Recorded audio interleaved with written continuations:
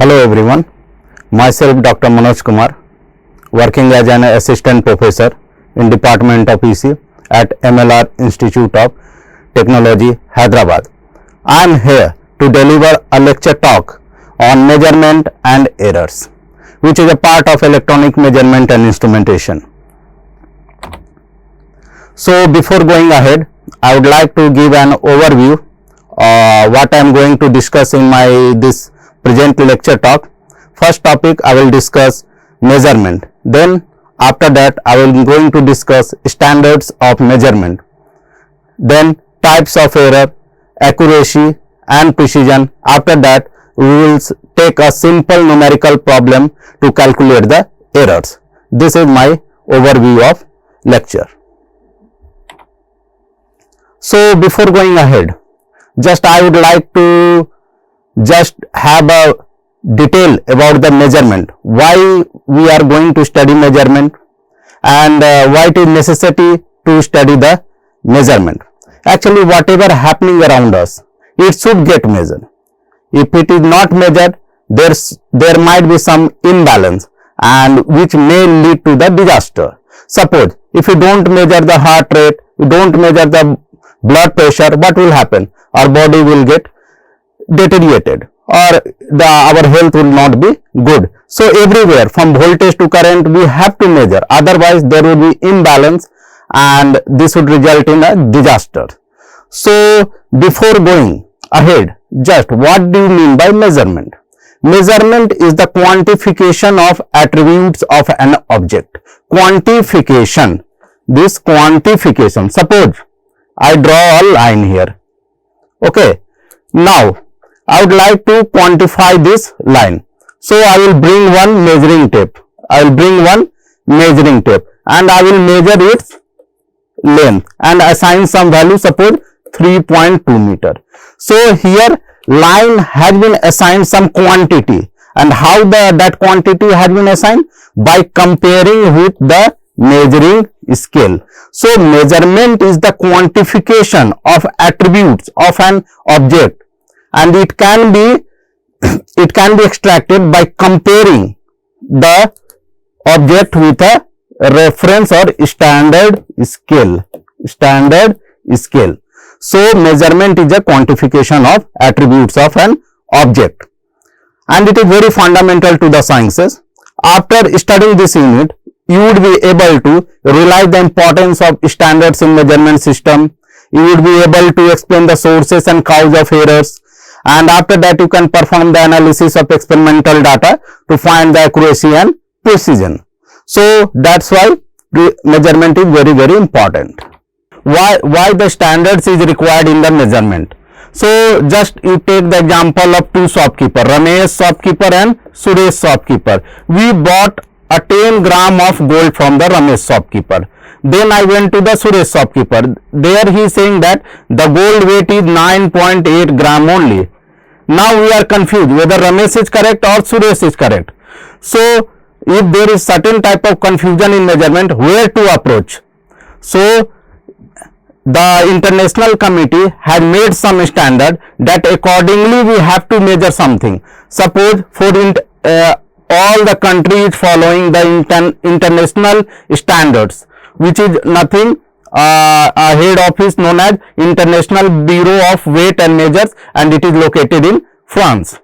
Now every country has its own primary standards, just like the National Standard Laboratory. In India we have seen this BIS, this is Bureau of Indian Standard. It looks after every measures and weight of anything. So whenever we have confusion, we have to go to BIS to clarify our doubt. Suppose BIS approved suppose Suresh is measuring the gold weight by its electronic balance, and electronic balance is BIS approved. And the Ramesh electronic balance is not BIS approved. So we can say that Ramesh is measuring the wrong weight of the gold. The correct weight is the of Suresh. So in our country there are many standards which we are maintaining, and that standards are maintained by the this Bureau of Indian Standards.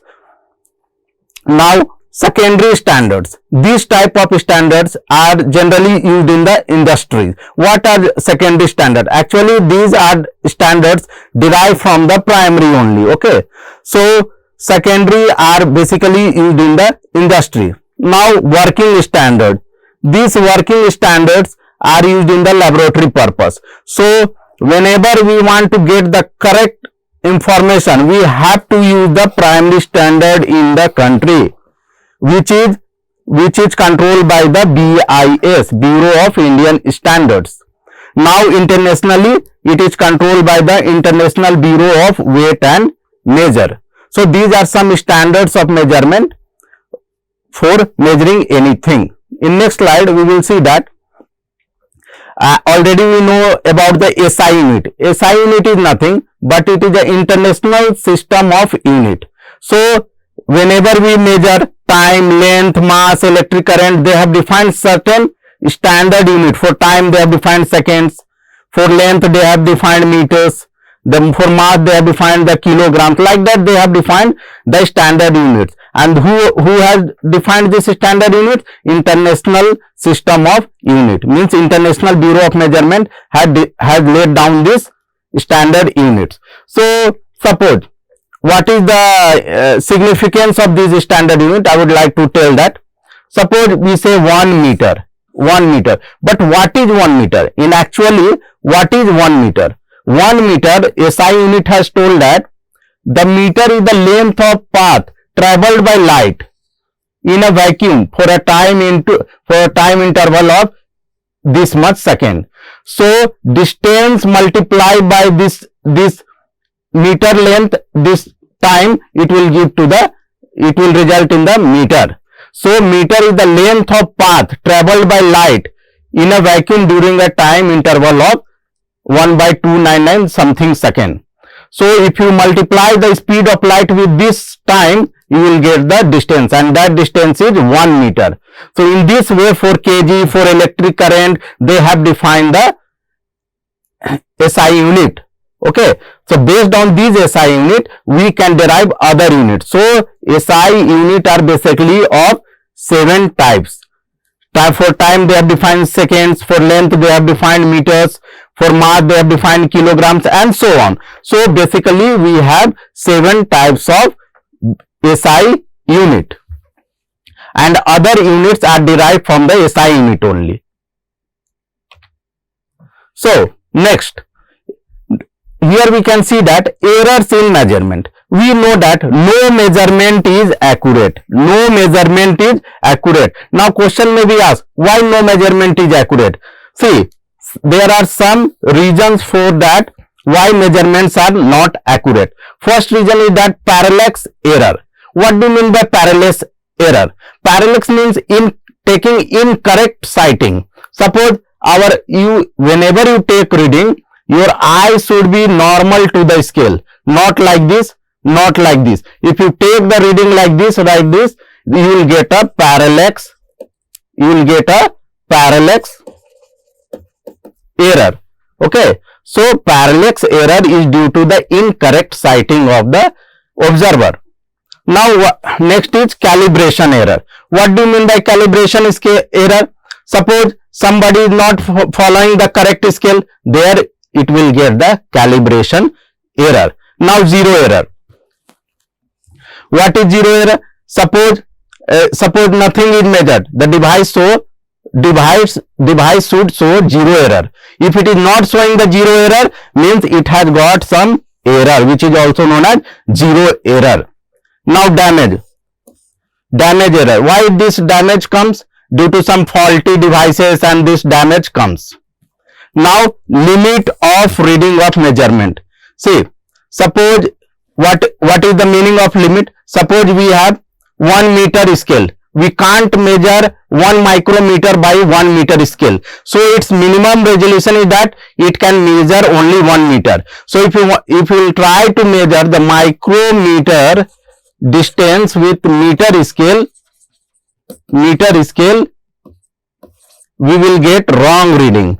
So for measuring the micrometer, we have to use the micrometer scale. For measuring the meter, we have to use the meter scale. So limit of reading of the measurement of device. So these are basically 5 main reasons why we get error in the measurement. So first is parallax error, then next is calibration error, zero error, damage, and the fifth one is limit of reading. Each one I have explained one by one. In next slide we will see. Now what are different types of error? Before going ahead, we will just find what do you mean by error. Error is the difference between the actual value and the value indicated by the instrument. Means it is the error is the difference between the actual value and the measured value. That is called error.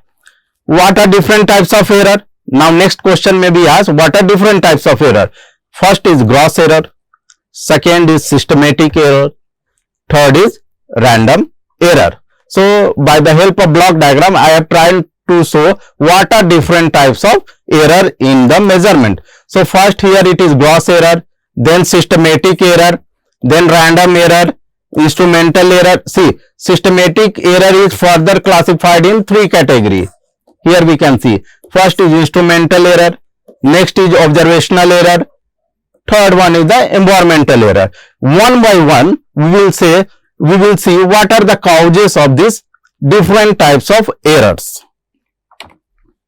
So first we will take the gross error. Why gross error happens? Gross error happens due to the human mistake while taking the reading. Already I have explained, whenever you take the reading, your eye should be normal to the scale. If your eye are like that, slant, little bit slant, you will get the wrong reading.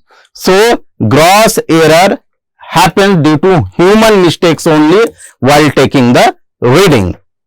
Now, what are some important features of the gross error is that it cannot be treated mathematically. There is no such mathematical formula for finding out the gross error.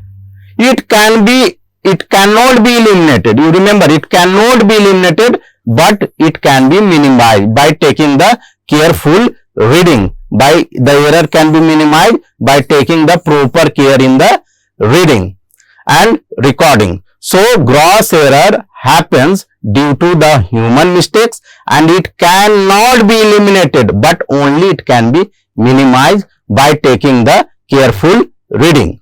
Now next, systematic error. Why this systematic error happens? Due to the shortcomings of instrument, the systematic error is there. Now systematic error, we can see that it can be further classified into instrumental errors, environmental errors, observational error. One by one we will tell why these errors are happening. Now, instrumental errors. This is inherent property of instrument. Suppose our instrument has been manufactured, so there might be some manufacturing defect. So this is called inherent shortcomings of the instrument. Now, misuse of the instrument. Suppose you are misusing the instrument. Okay, suppose instrument is used for weighing the weights. You are using something else. Okay, so you should not misuse the instruments. Now loading effect. What do you mean by loading effect? Loading means, suppose the maximum, suppose here we can see one example, that suppose electronic balance, its maximum weighing capacity is 50 kg only, and you are measuring 60 kg, 70 kg, so there is loading. Okay, so loading is the, you should not measure the limited capacity over the limited capacity. If instrument is saying that my maximum limit is 50 kg only, then you should measure only 50 kg weight, not 60 kg, not 70 kg. Otherwise, there will be loading effect and it could result in the instrumental errors. Now, the question may be arise, how it can be avoided? How instrumental error can be avoided? It can be avoided by selecting a suitable instrument. By selecting a suitable instrument, means a standard or internationally manufactured instrument which has high degree of calibration, you can avoid the instrumental errors. Applying some, see, instrumental error, we can do the modeling mathematically, and we can apply some correction factor. Okay, now if you calibrate the instrument again good standards like BIS or International System of Unit, we can avoid the instrumental errors. Now next is that environmental error. This is a part of systematic error only.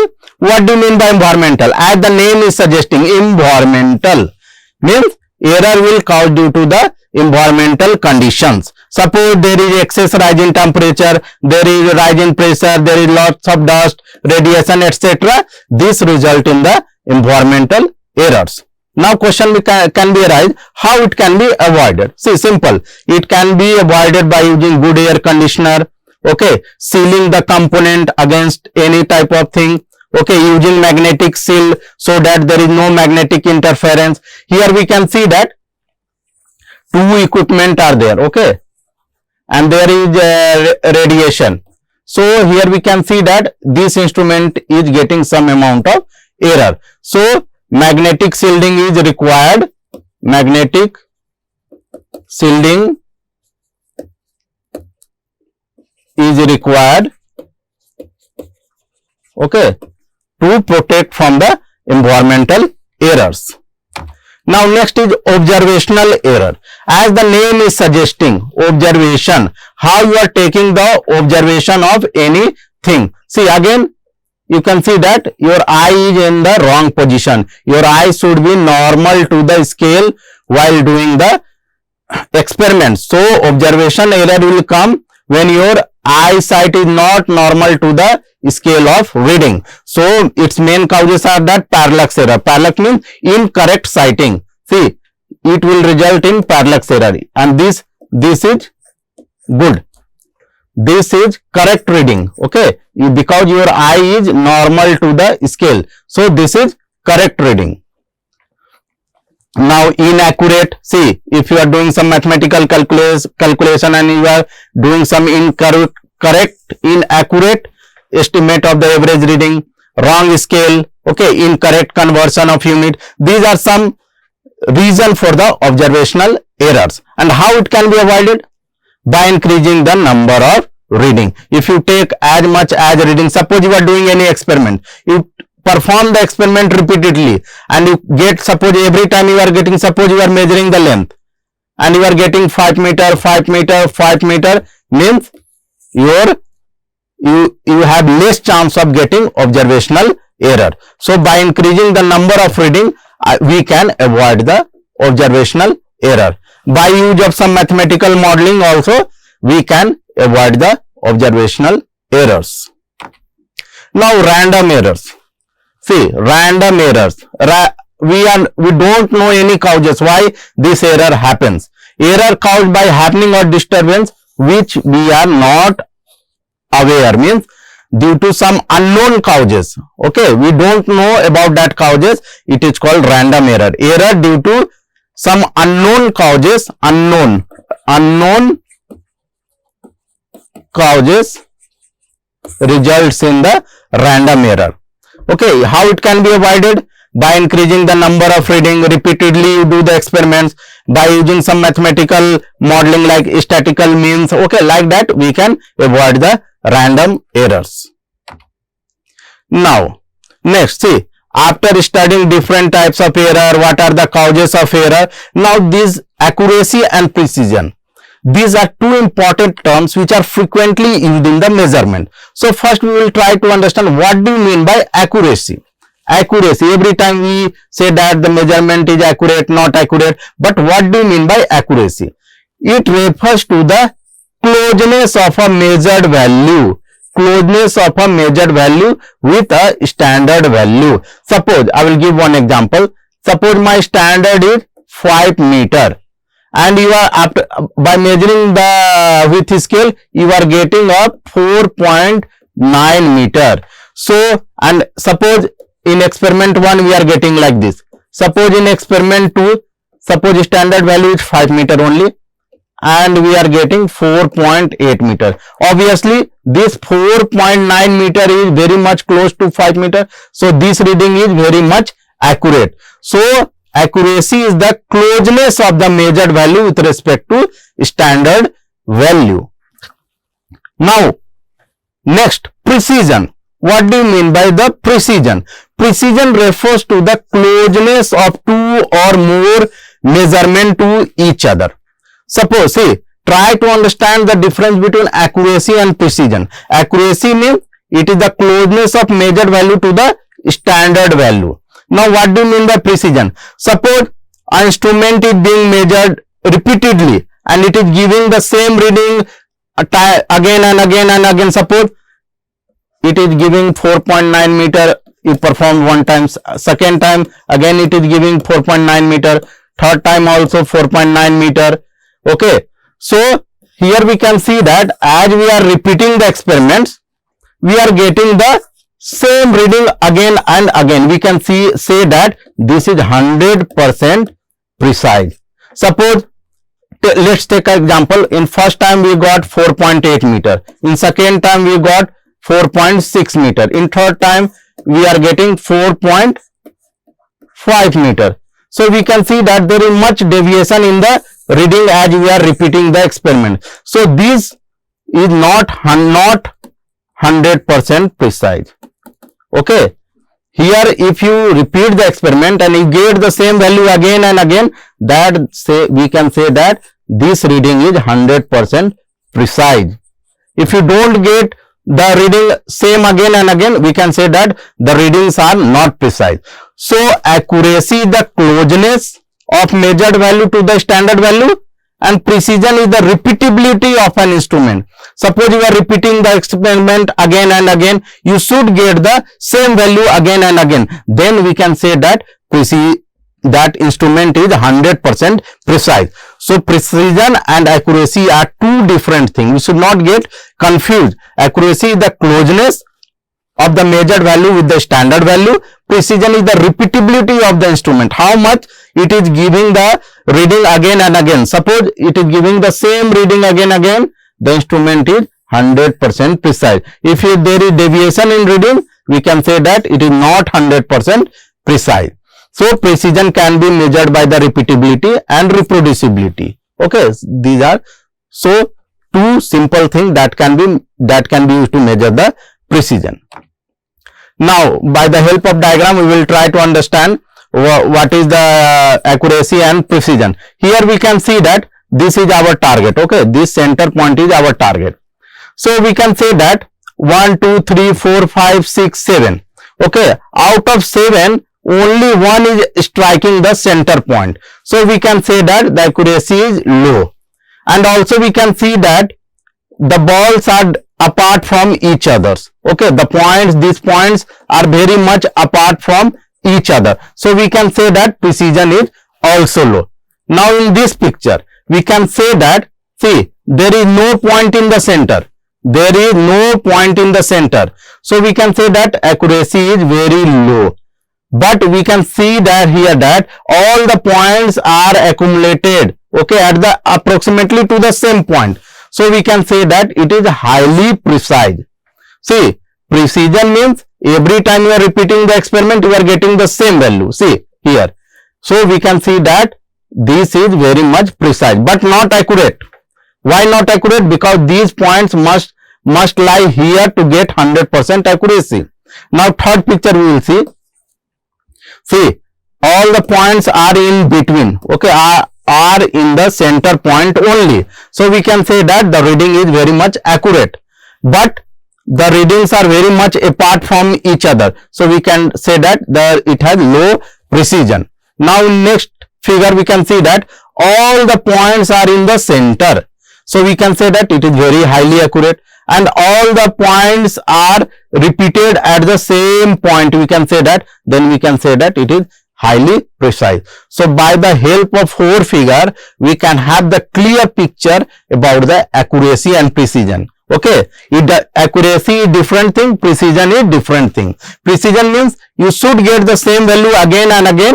Okay, if a device is 100% precise, 100% precise, okay, then we can't say that it is also 100% accurate.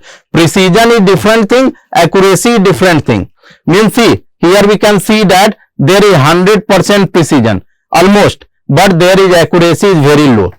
Okay, so precision is the repeatability of instrument, how much you are getting the same value again and again, then we can say that 100% precise.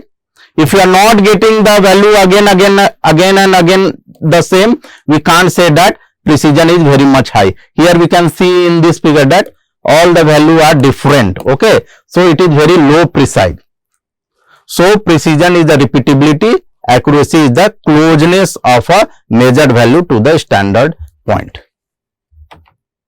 Now, after studying all the theoretical portion, we will try to do the error calculation. Okay, this is very much simple. So there are actually different types of errors calculation. First, we try to find out absolute error.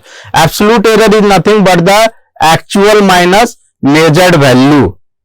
Now the second one is the relative error, relative or fractional error. It is also called fractional error. It is nothing but it is actual minus measured upon actual. It will give the relative error or fractional error. If you multiply the relative error with 100, it gives the percentage error. Actual value minus measured value divided by actual value into 100, it will give the percentage error. So by using these three formula, we can calculate different types of error in a instrument. Now we will take a simple numerical to clear out our concept. Find the absolute and relative error.